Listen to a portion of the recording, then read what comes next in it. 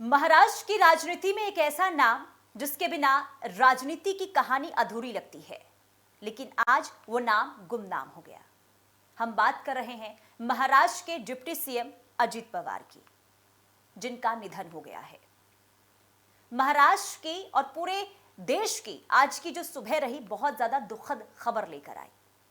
आज अजित पवार के विमान को लेकर ऐसी खबर सामने आई जिसने सभी को हिलाकर रख दिया। महाराष्ट्र के डिप्टी सीएम अजित पवार जिस विमान में सवार होकर अपने गृह राज्य जा रहे थे, बारामती जा रहे थे, आज वहां से यह खबर सामने आई कि उनका विमान क्रैश हो गया और इस विमान क्रैश में उनकी जान चली गई है। आपको बता दें कि इस विमान में वो अकेले नहीं थे, बल्कि उनके साथ 5 और लोग थे। सभी के सभी की जान इस हादसे में चली गई है।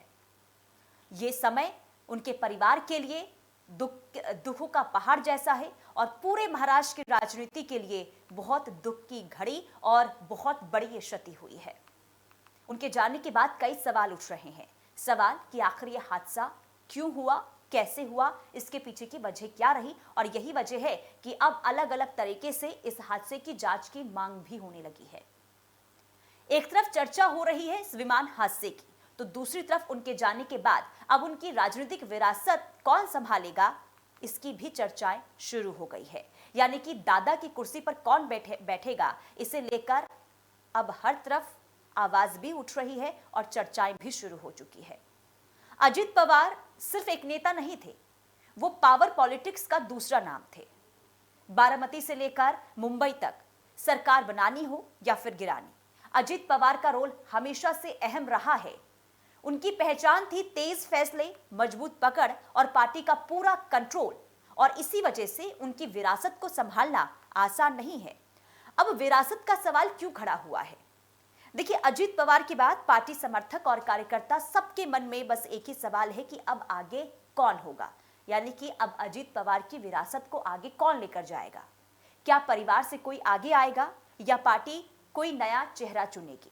चलिए अब एक एक करके सभी बड़े जो दावेदार हैं, जिनकी चर्चाएं हो रही है, जो संभावना है कि हो सकता है कि अजित पवार के बाद इन्हें ही उस कुर्सी की कमान मिल जाए, तो कौन है वो जिनकी चर्चाएं हो रही है, वो भी हम आपको बताते हैं। दरअसल सबसे पहला नाम है, और मजबूत नाम इससे आप इस तौर पर समझ सकते हैं, वो है सुनेत्रा पवार। यानी कि सुनेत्रा पवार जो अजित पवार की पत्नी है, उनके नाम की काफी चर्चाएं हो रही है। इसके पीछे की वजह यह है कि वो लंबे समय से राजनीति से जुड़ी हुई हैं और संगठन की समझ भी रखती हैं और राज्यसभा सांसद भी हैं। उनके पक्ष में क्या है? उनके पक्ष में यह है कि वो काफी अनुभवी हैं, पार्टी नेताओं का भरोसा उन पर है, परिवार और कार्यकर्ताओं पर उनकी अच्छी खासी पकड़ भी है, और इसी वजह से कई लोग ये मानते हैं कि वो विरासत संभालने के लिए सबसे सुरक्षित विकल्प हैं। दूसरा नाम यानी कि दूसरे दावेदार जो हैं वो हैं पार्थ पवार। पार्थ पवार युवा हैं और पहले चुनाव भी लड़ चुके हैं, और पार्थ पवार अजित पवार के बेटे हैं। उनके पास नाम है, पहचान भी है, लेकिन अभी उन्हें जनता का भरोसा और मजबूत नेतृत्व खुद बनाना होगा। पार्थ भविष्य का चेहरा बन सकते हैं, लेकिन फिलहाल राह थोड़ी मुश्किल मानी जा रही है।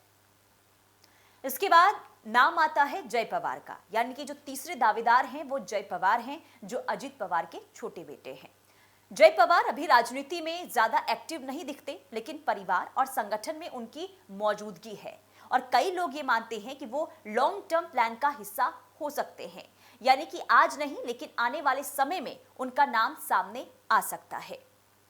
इसके अलावा पवार परिवार के कुछ और सदस्य भी हैं जो राजनीति में रहे हैं, लेकिन फिलहाल इन्हीं 3 नामों की चर्चा हो रही है। लेकिन सबसे बड़ा सवाल यह है कि पार्टी आखिर किसे चुनेगी। यानी कि यह फैसला सिर्फ परिवार नहीं करेगा, बल्कि पार्टी के वरिष्ठ नेता, कार्यकर्ता और आने वाले चुनाव को ध्यान में रखकर किया जाएगा।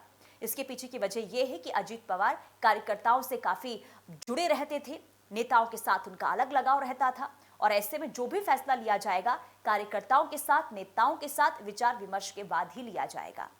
अगर पार्टी को स्थिरता चाहिए तो अनुभव वाला चेहरा आएगा, और अगर पार्टी को युवा जोश चाहिए तो नया नेतृत्व उभरेगा।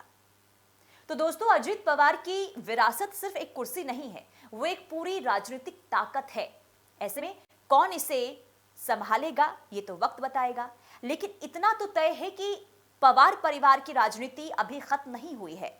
आपके हिसाब से दादा की विरासत का असली हकदार कौन है? हमें कमेंट सेक्शन में जरूर बताइएगा। और फिलहाल के लिए इस वीडियो में इतना ही। बाकी खबरों के लिए देखते रहिए इंडिया न्यूज डिजिटल प्लेटफॉर्म।